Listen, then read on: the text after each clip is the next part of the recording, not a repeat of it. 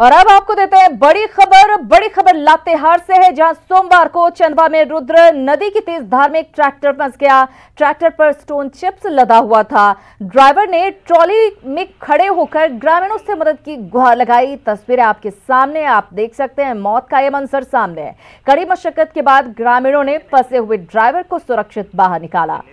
रुद्र नदी में रेलवे का कंस्ट्रक्शन कार्य चल रहा था। ट्रैक्टर स्टोन चिप्स लेकर जा रहा था और इसी दौरान ये नदी में फंस गया, जिसके बाद चिल्लाकर ये ड्राइवर मदद की गुहार लगा रहा था। ग्रामीणों ने उसकी आवाज सुनी, मदद के लिए पहुंचे और आखिरकार उसे बचा लिया गया। तो आप तस्वीरें देख सकते हैं, लातेहार की तस्वीरें आपके सामने है। किस तरह से मौत का मंजर सामने था। मौत के मुंह में खड़ा था ये ट्रैक्टर ड्राइवर। वहां पर कंस्ट्रक्शन का काम चल रहा था। ट्रैक्टर पर स्टोन चिप्स लेकर ड्राइवर जा रहा था, लेकिन इसी बीच तेज धार में ट्रैक्टर फंस गया। सोमवार की तस्वीरें, यानी कल की, चंदवा में रुद्र नदी की तेज धार में यह ट्रैक्टर फंस गया, जिसके बाद ग्रामीणों से मदद की गुहार लगाता ड्राइवर नजर आया। जोर जोर से चिल्लाकर आवाज दे रहा था मदद के लिए। ग्रामीणों ने जब इसकी आवाज सुनी तो उसकी मदद के लिए पहुंचे। आप देख सकते हैं ट्रैक्टर पूरी तरह से डूबा हुआ नजर आ रहा है। विकास हमारे साथ जुड़ गए, उनसे लेंगे ज्यादा जानकारी। विकास, मौत के मुंह में जाते जाते ट्रैक्टर का ड्राइवर बचा है।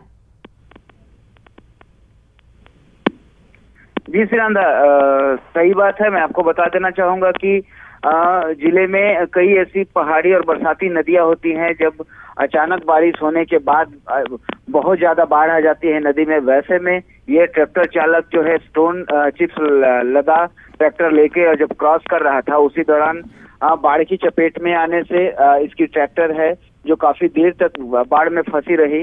बाढ़ का पानी का बहाव इतना तेज था कि वो काफी दूर बहकर चला गया था, परंतु ड्राइवर ने किसी भी तरह से वो अपने ट्राली पर चढ़कर अपनी जान बचाने का जद्दोजहद करता रहा। वैसे ही ग्रामीणों ने कुछ देर के बाद उसे देखा और जैसे तैसे उसकी जान बचाई। बिल्कुल, चलिए, गनीमत यही रही कि उसकी जान बच गई। विकास, धन्यवाद इस जानकारी के लिए।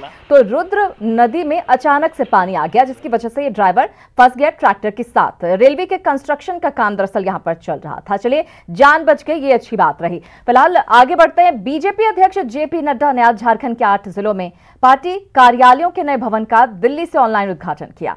इस मौके पर बीजेपी अध्यक्ष ने कहा कि पीएम मोदी ने हर संगठनात्मक जिले में भव्य पार्टी कार्यालय का सपना देखा था और तत्कालीन बीजेपी अध्यक्ष अमित शाह ने इस सपने को साकार किया। 500 कार्यालय बनकर तैयार हैं और 400 कार्यालयों पर काम चल रहा है। उन्होंने कहा कि बीजेपी के ये दफ्तर आधुनिक सुविधाओं से पूरी तरह से लैस हैं। कार्यालय में कॉन्फ्रेंस हॉल, लाइब्रेरी सहित कई अनेक सुविधाएं मौजूद हैं। अभी 400 और कार्यालयों पर काम चल रहा है। बीजेपी अध्यक्ष जेपी नड्डा ने भरोसा दिलाया कि 2 साल के भीतर सभी कार्यालय बनकर तैयार हो जाएंगे। अमित शाह जी के नेतृत्व में लगभग 500 से ज्यादा कार्यालय बनकर तैयार हो गए हैं, यह मैं आपको बताना चाहता हूं। 400 कार्यालयों पर काम चल रहा है। मैं कार्यालय की जब बात करता हूं तो कार्यालय सिर्फ, वैसे ये कार्यालय मोस्ट मॉडर्न कार्यालय है। अभी आपने एक छोटी सी फिल्म देखी, आपने देखा उसमें कॉन्फ्रेंस हॉल है, कार्यकर्ताओं के मिलने का स्थान है, वीडियो कॉन्फ्रेंसिंग की व्यवस्था है, ई लाइब्रेरी है।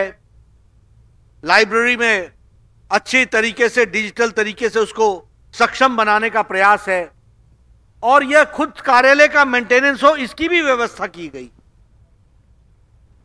इधर सीएम हेमंत सोरेन ने आज रांची रिम्स में प्लाज्मा थेरेपी से कोरोना मरीजों के इलाज की शुरुआत की। इस मौके पर स्वास्थ्य मंत्री बन्ना गुप्ता भी मौजूद रहे। सीएम ने इस मौके पर प्लाज्मा डोनर्स को धन्यवाद दिया और कहा कि प्लाज्मा डोनर्स की पहल से आने वाले दिनों में कई कोरोना मरीजों का इलाज हो सकेगा और राज्य से कोरोना को भगाने में मदद मिलेगी। आपको बता दें कि दिल्ली, केरल, बिहार समेत कई राज्यों में पहले से इस थेरेपी से मरीजों का इलाज हो रहा है। आईसीएमआर पहले ही इस विधि से ट्रायल की मंजूरी दे चुका है। नौजवान डोनर प्लाज्मा दे रहे हैं और मुझे लगता है ये काफी साहसिक और सामाजिक सद्भाव का एक उदाहरण है। जिन लोगों ने बढ़ चढ़ करके आज प्लाज्मा देने का निर्णय बनाया है और यहाँ आए हैं। मैं उन सभी डोनरों को बहुत बहुत आभार प्रकट करते हुए अपनी ओर से धन्यवाद करता हूं कि इनके प्लाज्मा से आने वाला समय में निश्चित रूप से लोगों की जान बचाई जा सकती है। हमको पूरे राज्य को से कोरोना का एक एक पेशेंट मुक्त करना है। इसकी दिशा में हम कारगर कदम उठाएं।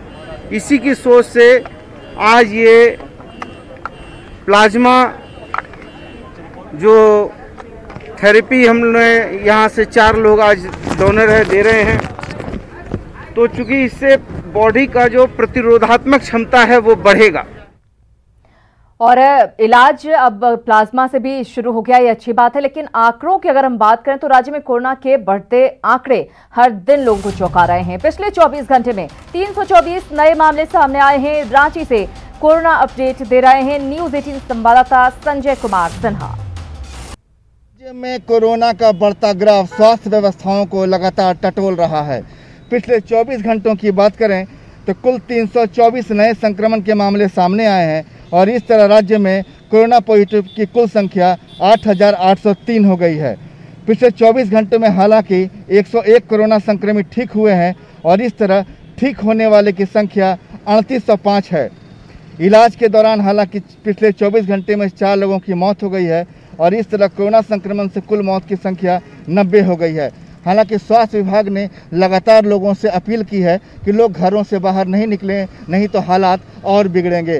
कैमरामैन शाहनवाज के साथ संजय कुमार सिन्हा, न्यूज 18 रांची। और डोरंडा के रिसालदार बाबा आइसोलेशन सेंटर से अव्यवस्था की तस्वीर उस वक्त देखने को मिली जब कोरोना संक्रमित मरीज आइसोलेशन सेंटर से चाकू दिखाकर फरार हो गया। कड़ी मशक्कत के बाद उसे डोरंडा के राजेंद्र चौक के पास पकड़ा गया। बताया जा रहा है कि संक्रमित मरीज सीआरपीएफ के जवान है और वो मानसिक रूप से बीमार भी है। वहीं कोविड सेंटर में कई कैदी भी हैं, लेकिन सुरक्षा कर्मियों के पास पीपीई किट न होने की वजह से वो भी लाचार हैं। आइसोलेशन सेंटर का जायजा लिया न्यूज 18 संवाददाता ओम प्रकाश भी यहाँ पर मौजूद है। लेकिन संक्रमित मरीज अगर यहाँ से भागने की कोशिश करते हैं तो उन्हें शायद पकड़ने की कोई व्यवस्था नहीं है, क्योंकि यहाँ पर जो भी पुलिसकर्मी है उन्हें पीपीई किट नहीं है, जिससे वो संक्रमित मरीजों को पकड़ने में अपनी असमर्थता जताते हैं। और कुछ इसी तरह का मामला कल देखने को मिला जब सीआरपीएफ का एक जवान जो कोरोना पॉजिटिव होकर यहाँ पर एडमिट था, वो भागने की कोशिश करता है और यहाँ से भाग भी जाता है, जिसके बाद प्रशासन द्वारा काफ़ी मशक्कत के बाद उसे पकड़ा गया। नहीं, परेशानी तो ज़्यादा नहीं है, लेकिन हाँ थोड़ी बहुत परेशानी हो जाता है, बट हम लोग इतना है कि हम लोग कंट्रोल कर लेते हैं, क्योंकि हमारे जो अफसर है वो बहुत अच्छे से गाइड करते हैं हम लोग क्या करना है क्या नहीं, और प्रशासन के तरफ से भी बहुत सारे ये सुविधा उपलब्ध कराया गया है। हाँ, पकड़ सकते थे, लेकिन पीपी किट में ड्यूटी करना थोड़ा प्रॉब्लम होता है। ठीक है, तो ऐसा तो कोई प्रॉब्लम नहीं है और हम लोग उसको पकड़ ही लिया, ऐसा कोई प्रॉब्लम तो हुआ नहीं हम लोग के साथ अभी तक। बहरहाल जो यहाँ पर लोग मौजूद हैं, जो सुरक्षा कर्मी है, उसके अनुसार स्थिति जो है वो अंदर में अव्यवस्था की बात से वो पूरी तरह से इनकार कर रहे हैं। लेकिन जिस तरह से मामला प्रकाश में आया है, जिस तरह से चाकू उठाकर जो सीआरपीएफ जवान है वो यहाँ से भागने की कोशिश करता है और भागने में भी सफल रहता है, वो कहीं ना कहीं बताता है कि कुछ न कुछ अव्यवस्थाएं हैं जिसे जल्द दूर करने की जरूरत है। कैमरामैन नलिन के साथ ओम प्रकाश, न्यूज 18 रांची। तो कमियों को दूर करने की कोशिश की बात कही जा रही है। उधर सरायकेला में कोरोना का संक्रमण तेजी से फैल रहा है। पुलिसकर्मियों की लगातार कोरोना संक्रमित होने की खबरें सामने आ रही हैं। पिछले 5-6 दिनों की बात करें तो 45 से ज्यादा पुलिसकर्मी कोरोना पॉजिटिव पाए गए हैं। सबसे खराब हालत चांडिल और गम्हरिया थाने का है। चांडिल थाने में अब तक 30 के करीब और गम्हरिया में 8 पुलिसकर्मी कोरोना संक्रमित पाए गए हैं। वहीं एसडीपीओ की अधीनस्थ काम करने वाला एक कंप्यूटर ऑपरेटर भी कोरोना संक्रमित पाया गया है, जिसके बाद एसपी कार्यालय और एसडीपीओ कार्यालय को बंद कर दिया गया है।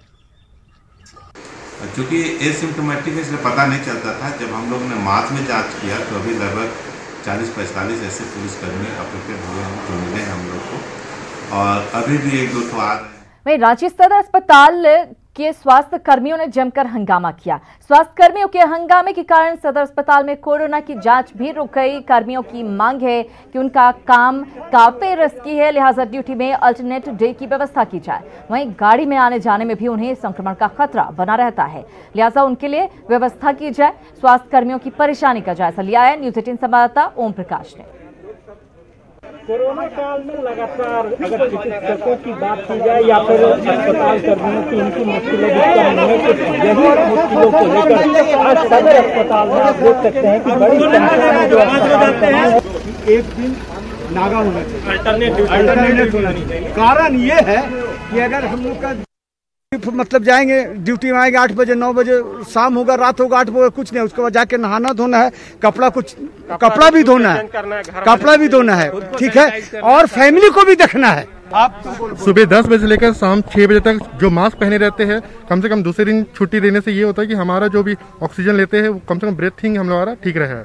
मोबाइल बूथ में 5 लोग लद के जाते हैं, तो उसके लिए चाहिए कि एक सपोर्टिंग गाड़ी चाहिए।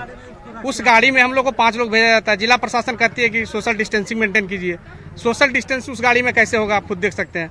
फिलहाल सदर अस्पताल में आज जांच जो है वो इस कारण ठप पड़ा हुआ है, जो कहीं न कहीं आम लोगों को भी समस्याओं को बढ़ाने का काम कर रहा है। कैमरामैन नलिन के साथ ओम प्रकाश, न्यूज़ 18 रांची।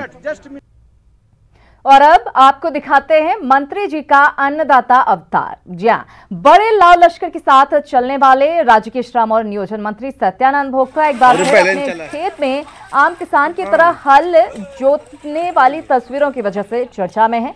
तस्वीरें आप देखिए। 3 दिवसीय दौरे पर चतरा पहुंचे मंत्री जी ने अपने गांव सदर प्रखंड के कारी पहुंचकर न सिर्फ खेत में कीचड़ में उतरकर अपने हाथों से हल जोता, बल्कि खेतों में ही धान की बुआई कार्य में भी जुटे।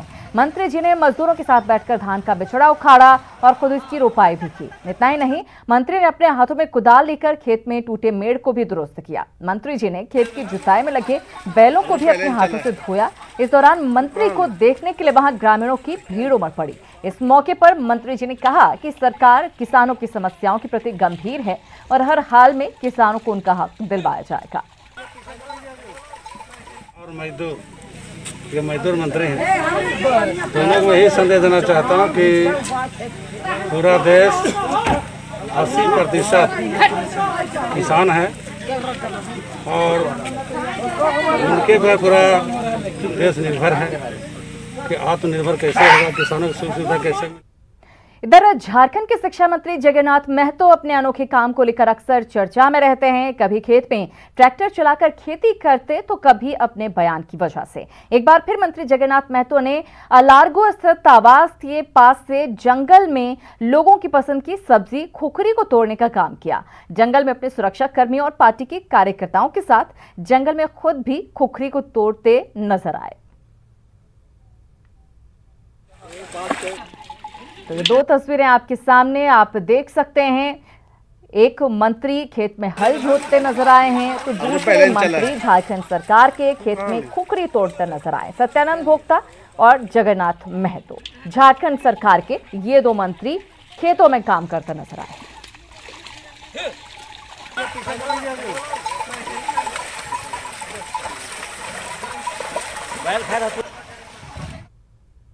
खबरों का सिलसिला लगातार जारी है। कुछ ही देर बाद आपको दिखाएंगे पुलिस की दबंगई।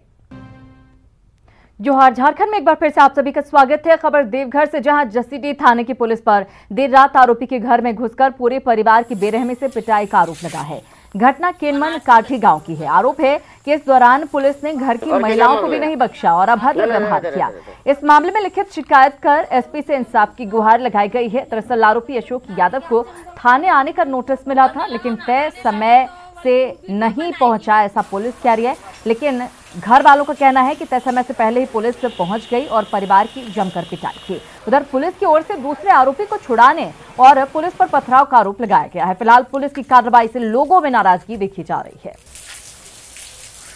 रोजाना का जमीन पर हम ट्रैक्टर चलाए हैं, हम 1 को नहीं 50 100 को हम दे सकते हैं, जबकि हम जोत के गाड़ी निकाल लिए तो रोड पर से जाके MN दुबे जो है सो यहाँ से गया, फर्श लेके और रोहनी घटवाल सब गए। हमारा रोड पर से गाड़ी ले आया थाना लाने के बाद में उस दिन भी हम पेपर ऊपर जब दिए तो हमारा गाड़ी उस दिन छोड़ दिया और छोड़ने के बाद हमारे पर ये केस कर दिया। आरोपी है उसके परिवार के लोगों ने पथराव कर दिया और संजय यादव जो आरोपी था उसके पुलिस की डिटेंस से उसको छुड़ा भी लिया गया है। इसी क्रम में जो है हमारी पुलिस के कुछ पदाधिकारी जो है घायल भी हुए हैं, संगीता उसका इलाज भी हुआ है। इस क्रम में ही छानबीन करने हम आए हैं। इससे पहले जो STSC केस हुआ उसकी भी छानबीन कर रहे हैं। एक फोटो आया था सामने, लेकिन अभी चूंकि कोई भी नहीं मिला है अभी घर के पास आए तो कोई पुरुष नहीं है, जितने भी आरोपी हैं जो पुरुष नहीं है और कोई भी सामने नहीं आया है, उसकी जांच अभी की जा रही है। वहीं कोडरमा में सतगावा प्रखंड के चिकित्सा पदाधिकारी पर मारपीट और जान से मारने की धमकी देने का आरोप लगा है और ये आरोप लगाया है सतगावा की ही सहिया ने। आरोप है कि चिकित्सा पदाधिकारी चंद्रमोहन कुमार और डॉक्टर हेमंत चंद्रा ने शराब के नशे में धक्का मुक्की की, साथ ही मोबाइल फोन भी छीन लिया। पीड़ित ने थाने में शिकायत दर्ज करवाई है। फिलहाल पुलिस पूरे मामले की जांच में जुट गई है।